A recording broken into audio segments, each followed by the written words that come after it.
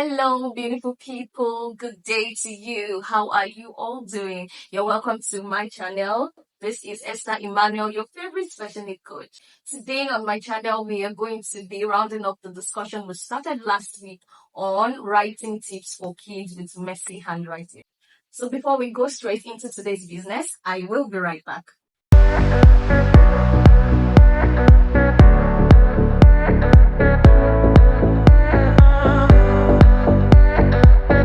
So you need to watch my last week's video so that you can understand where we're coming from and where we're going to today. We'll continue with tips to help kids with dysgraphia. By the way, remember dysgraphia is a learning difference that affects written expression. So handwriting, typing, spelling, messy handwriting, and all of those signs. You really need to go back and watch the video. We talked about the signs, and then we started on the tips that parents can use to help their kids at home. So I'm just going to build up on that today. So today I will be talking to parents, and I'll also be talking to experts, teachers, professionals that work with children with dysgraphia. So the first point I will be dealing with today is filling the letters, making your child or your student fill the letters. Now, there are different ways you can do that. I used to say that when you're working with children with learning difference like dyslexia, dyscalculia, dysgraphia that we're talking about today, you have to use the multisensory way. Don't use one sense to teach. Make sure information gets to them with different senses, the eyes, the touch, the smell. Use all the senses when you're teaching. So filling the letters means you make them feel the letters, okay? Children with dysgraphia, students with dysgraphia, they have challenges forming the letters correctly. We talked about that last week. So you want to teach them to form the letters correctly. One of the ways to do that is to make them feel the letters. Now, you can do something like this. Now, as a parent, maybe probably you're brushing or you're done bathing your child in the morning and you're trying to, rub cream on your child's body. You can probably use that and trace the letter on your child's back and ask your child to guess the letter that you traced on his or her back. Can your child feel the movement and tell you the right letter? So that's one way of making them feel. It's fun, really. It's like a guessing game, but you are making them have that experience. Let them feel the letters, not just singing. Okay, so not just singing now, you are making them feel the letters. Now, another way to do that is take your child's palm and just ask your child to close his or her eyes and then write on the child's palm. For instance, you want to write letter C, make sure you form that C, let your child feel it. Then ask your child, what letter did I write on your palm? Now, this experience of feeling helps your child be more acquainted or familiar with how the letter is written because your child can feel the movement. Okay, so writing it down will be easy. In fact, you can even go a step further by asking your child to close his or her eyes again, write, on your child's palm, then don't even ask your child to say it. Give your child a pencil or a pen, then ask your child to write on that paper what he or she had felt on his palm. Do you understand? Try and do that and you would see that, oh, okay, it helps, really, it helps. So you can try that today. Make your child feel the letters. Once you start doing this, it has worked for me. Once you start doing this, you will see that your child will begin to form letters properly. They'll begin to be aware of how letters are written, not just writing anyhow or forming the letters anyhow. Okay, that's what makes handwriting messy. Okay, so another strategy is writing big.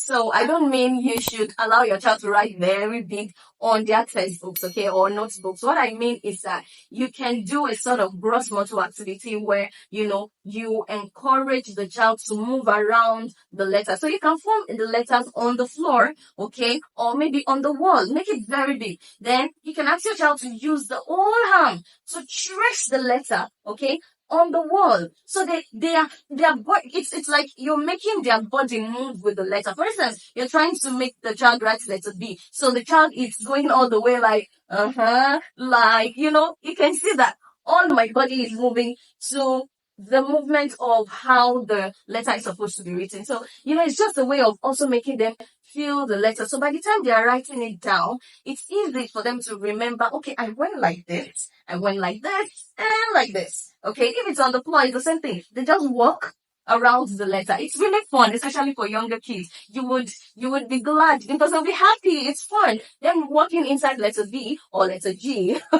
Okay, but it really helps, especially with kids with signs of dysgraphia. So this will help them form letters properly. on their notebook. So another strategy that I use a lot is using Play-Doh. So I make my child, roll Play-Doh and then we form letters, different letters with the Play-Doh. That's process of making, that process of forming helps your child. So at that point, that's where you can, correct your child properly. Oh no, don't form it up. It's like this. Put it this way. Put it this way. Letter G comes down. It's a monkey letter. Letter M is a chicken letter. It stays in between. Letter A is also a chicken letter. That's where letter T is a giraffe letter. All of those things that's where you try, you make it with that Play-Doh. It's really fun, but at that point, your child is learning. So Montessori way is actually the best way to teach kids with dysgraphia. Dysgraphia, it's a problem that has to do with written expression. So, and the written expression is really tailored to how letters are formed. Okay, not like they don't understand that this is letter H or this is letter I, but how is it written? How is it formed? They form it badly, and so that makes their handwriting really messy. So you want to make efforts around helping them form letters correctly. The more they do that, the more they practice how to write correctly, the better their handwriting on the notes. Okay, it might be slower at first, but with practice, they will increase their pace. So another challenge of dysgraphia is this pincher's hold. Sometimes, especially for younger kids, they find it difficult to hold pencil properly. Some of them hold it like this, or like this, or like this for younger kids, and some like this, and some they will bend their hand when they're writing. So it's painful. Okay, so you want to also encourage better holding, and just find a way to practice how to hold. And then one of the ways to do that is also to strengthen the tips, and so make them do a lot of fine motor skills. All those, sometimes you just insert beads, inside Play-Doh and ask them to pinch it out, pinch it out. The more they do that, the more their grip on pencil becomes stronger. So it's something you need to pay attention to. Pencil holder, it's really good, but beyond that, it can also help them hold their hands properly and write correct. So the last point I will be making today is to start cross-body exercise. You know that our body is divided into two. We have this lateral line, right? And divides our body into two. Just like our brain, we have the right and the left hemisphere, right? Divided into two. Now, for proper handwriting skills, for your child to develop handwriting skills, the two sides of the body needs to work together. So you engage your child in exercises that makes the two sides of the body work together. And one good exercise to do that is lazy eggs and cross crawl. These are called brain gym exercises. Okay, these exercises just help. You can see how the cross crawl is done. Engage your child in this exercise. It's very important. It helps to cross the midline. And so when you're writing, right? One arm is holding the paper, the other is doing the writing. So there has to be a sort of working together thing going on, okay, on your child's body. So it's important you engage them in brain gym exercises, okay? This helps their handwriting skills.